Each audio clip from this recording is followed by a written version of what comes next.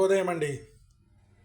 ఈరోజు కామ్య ఏకాదశి అనగా మన కోరికలు తీర్చేటువంటి ఏకాదశిని ఈ ఏకాదశికి పేరు. సంవత్సరానికి ఉండేటువంటి 24 ఏకాదశుల్లో ఈ ఏకాదశి ప్రత్యేకత వేరు. ఆషాఢ మాసం అంటే పండుగలకు ప్రారంభమైనటువంటి మాసం. అంటే ఈ మాసం నుంచి పండుగలన్నీ కూడా ప్రారంభమవుతాయి. అలాగే యతులు గృహస్థులు అందరూ కూడా ఆచరించే చాతుర్మాస్య వ్రత దీక్ష కూడా ఈ యొక్క ఆషాఢ మాసంలోనే ప్రారంభమవుతుంది కనుక దీనికి చాలా ప్రత్యేకత ఉన్నది.